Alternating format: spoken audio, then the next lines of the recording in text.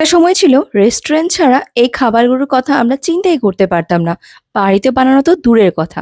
কিন্তু এখন আমাদের হাতের মুঠোয় সবকিছু হয়ে যাওয়াতে আমরা অতি সহজেই বাড়িতে এই সুস্বাদু খাবারগুলো বানিয়ে থাকি। আজকে বাড়িতে বানানো হয়েছিল চিকেন তন্দুরি, তাও আবার এয়ার ফ্রায়ারে মাত্র ২০ মিনিটে। তার জন্য ফার্স্টে একটা মশলার পেস্ট বানিয়ে নিতে হবে। এখানে টক দইটা না আমরা জলটা ছাড়িয়ে নিয়েছি, ক্রিমি ভাবটা নিয়েছি। তার মধ্যে হলো আদা বাটা, রসুন বাটা, লঙ্কা বাটা, লঙ্কার গুঁড়ো, কাশ্মীরি লঙ্কার গুঁড়ো, তান্দুরি মশলা, লেবুর রস, চিনি আর স্বাদমতো লবণ। কেউ যদি চিনি দিতে না চাও তাহলে তোমরা এটাতে মধুও ব্যবহার করতে পারো। তাতে খানিকটা সরিষার তেল দিয়ে মশলার পেস্টটা মাখিয়ে মাংসগুলো মাখিয়ে ২-৩ ঘন্টার জন্য ফ্রিজে ম্যারিনেট করতে দিবে।